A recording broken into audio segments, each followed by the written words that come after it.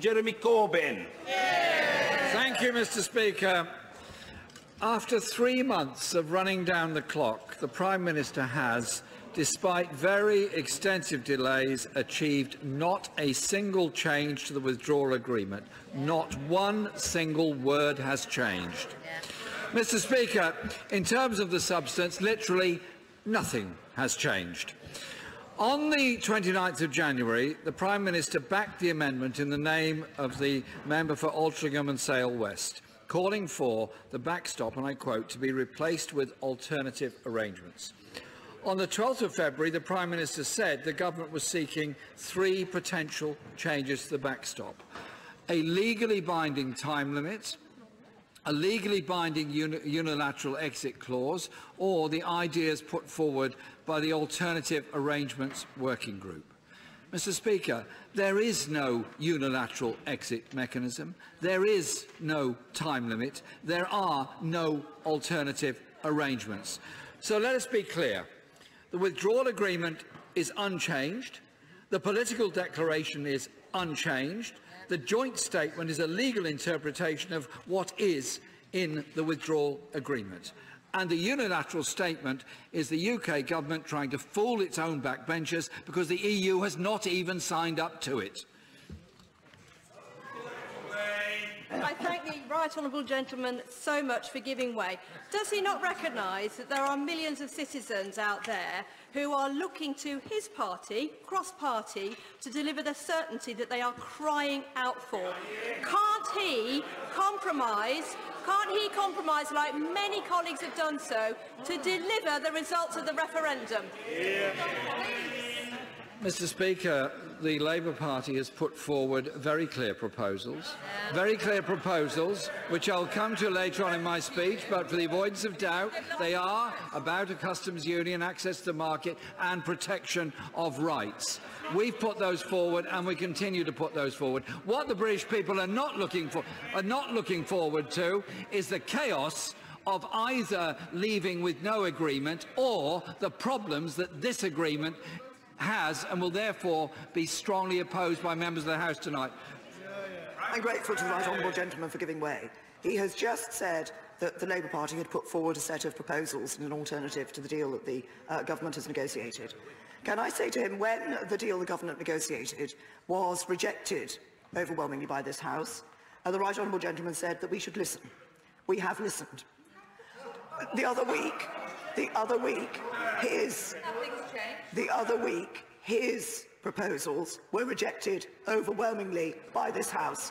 Why is he not listening? Mr. Speaker, I've spent a great deal of time listening to people working on the shop floor in factories, people in small businesses, people that are worried about the future of their families. They want some degree of certainty. Her deal does not offer that degree of certainty at all, and she very well knows it. Our proposals are a basis for agreement, are a basis for negotiation. I thank the right honourable gentleman for giving way. The right honourable gentleman voted in a EU referendum against his party whip at the time. He voted for Article 50. Why is he now so intent on frustrating Brexit and the will of the people? I'm really not quite sure what that intervention adds to the debate. There was a referendum in 1975, yes, and I voted in that referendum. There was a referendum in 2016, yes, I voted in that referendum, and I campaigned to remain and reform the European Union. But, Mr. Speaker, I think the government is in real problems because they are trying to fool the people into believing that somehow or other the deal that she has offered, the deal she's offered is the only one that is available. It is not, and they very well know that. Look closely, Mr. Speaker, at the government's own motion. It's a case study in weasel words and obfuscation. And I quote, "The legally binding joint instrument reduces the risk the UK could be deliberately held in the Northern Ireland backstop indefinitely." There are 2 key words there. Firstly, it only reduces the risk, not eliminates the risk, so it is completely achieved to fail its own goal, achieve its own goal. I have an ally in believing this to be the case, no less a person than the Attorney-General, who told the press at the weekend, and I quote his words, "I will not change my opinion unless we have a text that shows the risk has been eliminated." And indeed, his legal opinion today states, and I quote, "the legal risks remain unchanged." I thank my honourable friend for giving way. He's making a very powerful point about the absurdity of this idea that it could be a unilateral exit from the backstop. That would destroy the very function of the backstop. It's not the case that the Prime Minister has committed a major strategic blunder for our country in pandering to the ERG instead of reaching out across this House to build consensus. Indeed, the ERG seems slightly missing today, but I'm overcome by the excitement and enthusiasm of all the members sitting behind the Prime Minister in this debate. Secondly, Mr. Speaker, the Right Honourable Gentleman is not currently giving way. And members, I didn't require any affirmation or contradiction with the Honourable Gentleman. He's got to learn the ways of Parliament. Jeremy Corbyn. Thank you, Mr. Speaker. Secondly, there is the use of the word deliberately. The risk that we are held in the backstop indefinitely has not been reduced, only the risk that we could be deliberately held in the backstop indefinitely. The Prime Minister has said herself on numerous occasions that the backstop is painful for both the UK and the European Union. It's something that neither side wish to see applied. There's been no indication from the Prime Minister that there ever was a risk of being deliberately held in the backstop in the first place. Now, I'm going to make some progress, if I may. Yet, in her statement last night, the Prime Minister said the joint instrument guarantees that the EU cannot act with the intent of applying the backstop indefinitely. The EU has never, ever expressed this intent, and the Prime Minister, neither has the Prime Minister ever accused them of this intention. The Prime Minister has constructed one enormous, great big, gigantic, attractive paper tiger and then slain it. But the substance already existed through Article 178, Section 5 of the Withdrawal Agreement, agreed in November. Truly, nothing has changed. The Prime Minister also claims the joint instrument entrenches the January exchange of letters in legally binding form. Mr. Speaker, on the 14th of January, from the dispatch box, the Prime Minister told the House those letters had legal standing and would have legal force in international law. Mr. Speaker, we're back again into smoke and mirrors. The illusion of change when the reality is nothing has changed. It's all spin and no substance from the Prime Minister. The statement, I'm making some progress if I may. I'm extremely grateful to the Leader of the Opposition for giving way, and he adumbrates perfectly the miasma of chaos that is eating away at this place. But doesn't he agree with me that, given the chaos that's about to hit the people of Scotland who voted overwhelmingly to stay in the European Union, that should they request a Section 30 order to hold a referendum on Scotland's independence, it would be undemocratic in the extreme for the government to refuse it? There is no relevance to that intervention to this debate that we're having today. This debate is about the government's proposals on leaving the European Union. Mr. Speaker, the statement in the Attorney-General's legal advice still holds that the backstop would endure indefinitely until a superseding agreement takes place. That was the case in January, and it is the case today. I reiterate the view of the Attorney-General, despite the theatre of the Prime Minister's late-night declaration in Strasbourg, that nothing has changed. I thank my right honourable friend for giving way. Is it not the case that the critical issue here is that that party cannot countenance a trading arrangement which puts both Northern Ireland and Ireland and the European Union in the same trading arrangements, and so whether it is today or next week or the end of this month or May or at any time, that party opposite cannot bring forward a Brexit that people can agree on?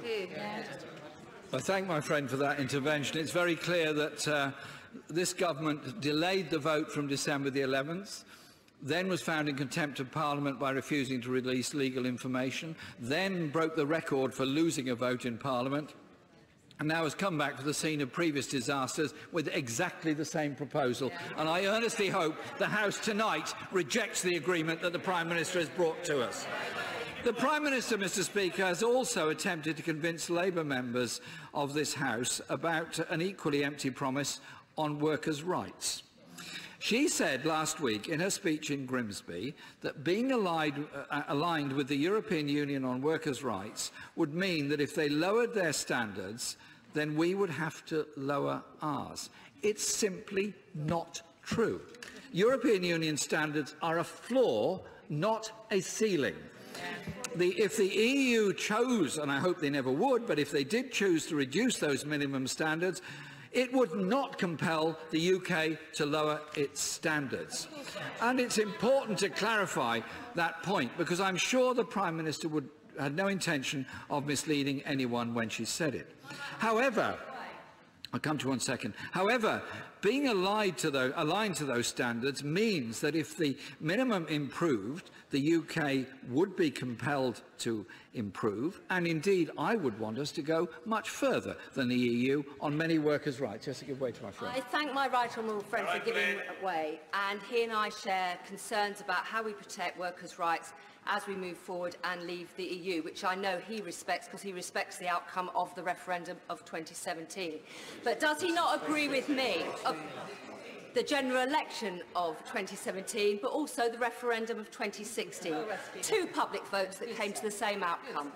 Could I ask my right honourable friend, does he not agree with me that when we voted on the deal in January, what we didn't have is an assurance that in moving forward in this House, we would have the opportunity in the future, by law, to ensure that if the European Union raised standards in equality in terms of health and safety and employment rights, that we would have an amendable motion brought to this House in which we could vote to support that increase, and not only that, go further than the European Union. That is different to what we had in January, isn't it? Well, having a vote in Parliament on a potential improvement of rights is obviously a chance we would have to improve those rights, but it is not legally binding to defend those rights or to ensure there is dynamic alignment, not only on rights at work, but also, very importantly, on environmental protections and on consumer standards. So we are very clear there must be a dynamic alignment, and the EU basis is a floor from which I would want us personally to go much higher. No, I won't give way at the moment, thank you. And Mr Speaker, a Labour government would obviously go much further on all of those. Mr Speaker, this was a bad deal in December when Labour decided to vote against it. It was a bad deal in January when it was rejected by the largest margin in parliamentary history. And, Mr Speaker, it is the same bad deal now. We will be voting against this deal tonight for the reason that we set out when replying to the debate in December. It is a bad deal that will damage our economy, undermine our industries, irreparably harm our manufacturing sector, risk our National Health Service, damage our public services and harm our living standards. Because, Mr Speaker, it opens up the possibility of a race to the bottom. A bonfire of rights and protections provides no certainty on trade and customs arrangements in the future that will risk people's living standards. For the Leader of the Opposition giving way. We get on personally, we have a Shropshire bond, as he knows, but can I just say to him, I think he's making a very unconvincing case, perhaps because for most of his political life, which I respect, he was a Brexiteer, and in his heart of hearts, he's still a Brexiteer, but he has mostly a Remain party behind him. Is this not the worst example today, Mr Speaker, of pure politics, the pursuit of power and putting his party's interests, and dare I say possibly his self-interest, ahead of the national interest? Oh dear, Mr Speaker, this will be so disappointing to the people of Shropshire. It really will. I can't believe he just said that. What we put forward in the referendum campaign was a principle of remain in the European Union and reform. The result didn't go that way. It went the other way. We have spoken up for the people of this country who are frightened of their job losses, frightened of the future of their industries and their communities. That is why we put forward what I believe to be a credible, sensible series of alternatives. And so, Mr. Speaker, for the very reasons that we set out in our letter to the Prime Minister of the 6th of February, we believe that there should be a permanent and comprehensive UK-EU customs union. There should be close alignment with the single market. There should be, as I explained to my friend, dynamic alignment on rights and protections, clear commitments on participation in EU agencies and funding programmes, and finally, unambiguous agreements on the details of future security arrangements. It's because we want a Brexit that protects jobs and the economy and our industries. And those industries are suffering, no doubt about it. Growth is slowing, manufacturing is now mired in recession, investment drying up, jobs are going, thousands of workers are fearing for their future.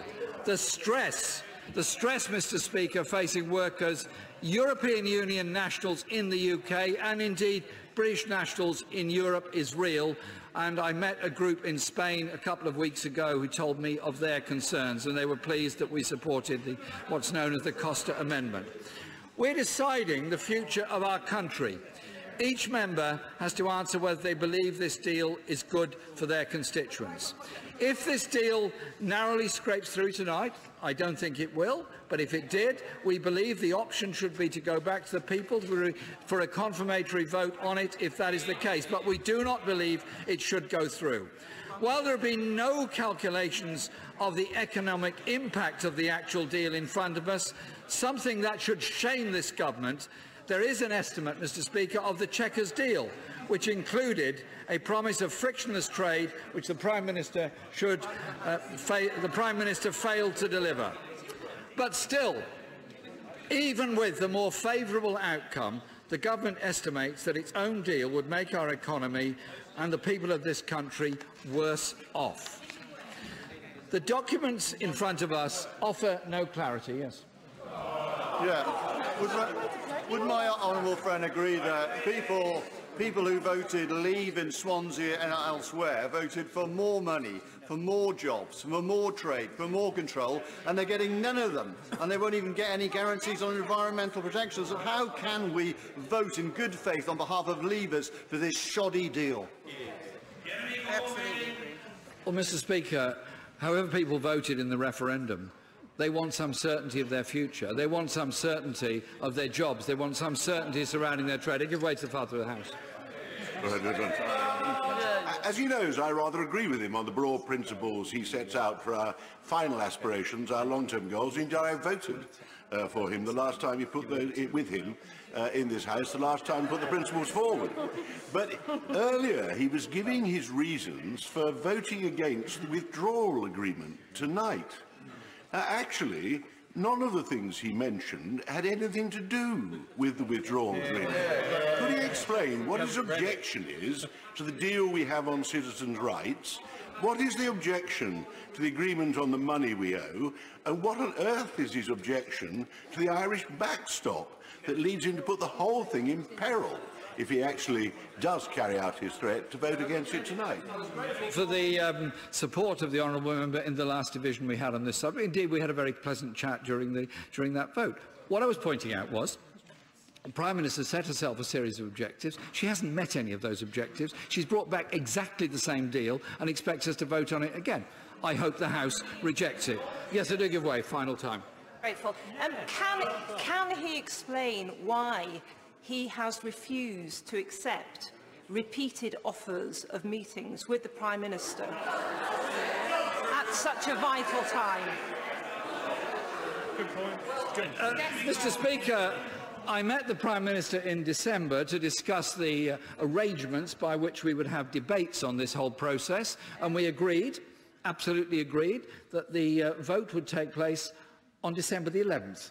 It didn't, because the government decided to delay it and in fact made the situation worse. Yes, indeed, we did have a meeting, and I presented the Prime Minister a copy of my letter with our proposals, and indeed members of my team have also had meetings with their opposite numbers. So there have been meetings, but the reality is the Prime Minister is stuck in a groove that believes only her deal is the thing that should be voted on. She wasn't listening to what we were saying or what was included in our letter, and that is really the problem. The documents in front of us offer no clarity and no certainty. The political declaration says clearly this could lead to a spectrum of possible outcome. 26 pages of waffle in the political declaration are a direct result of two things. The Prime Minister self-imposed and utterly inflexible and contradictory red lines, and their utter failure to negotiate properly, to engage with members of this House or to listen to unions and business. That's the last time giving way. I thank my right honourable friend for giving way, and further to the contribution made by the Father of the House, could I just ask the Leader of the Opposition just to clarify what is also said in the joint statement, the important link between the withdrawal agreement and the political declaration, which, while being of a different nature, are part of the same negotiated package. Exactly. There are objections, significant objections, particularly on this side of the House, to the political declaration as well. Well, indeed, and the political declaration is, of course, not a legally binding document. It is a declaration and no more than that. And I share her concerns about much of it and the changes that need to be made to it, which is another reason why we should be rejecting the Prime Minister's motion this evening. It's simply not good enough to vote for a blindfold Brexit, so we will vote against this deal tonight, as I urge all members to do. We only have this vote tonight, Mr. Speaker, as we had the same vote on the same deal in January, because Labour members from the very beginning of this demanded that Parliament have a meaningful vote. And I want to pay tribute to our shadow Brexit team, our shadow international trade team, our shadow Attorney General and our shadow Solicitor General, who've done so much to ensure that Parliament has proper scrutiny over this process. This bill started with Henry VIII powers that would ridden roughshod over Parliament and ridden roughshod over our ability to hold the executive to account. It was actions of our front bench, our team, our backbenchers that forced this situation where we have a meaningful vote in Parliament. Otherwise, that would not have happened. The right to that scrutiny, to hold the government to account and to ensure the interests of our constituents is absolutely vital, something I've exercised to the full in my time in this House. I believe, Mr. Speaker, there is a majority in this House for the sort of sensible, credible and negotiable deal that Labour has set out. And I look forward to Parliament taking back control, so that we can succeed where this government has so blatantly failed. And those people all around this country who at the moment are very, very concerned for their future, their communities, their jobs. In the case of EU nationals, their very right to remain in this country, as indeed for British nationals living across the European Union. Parliament owes it to them to get some degree of certainty by rejecting the Prime Minister's proposal and bringing forward what we believe to be a credible set of alternatives. Parliament should do its job today and say no to the Prime Minister.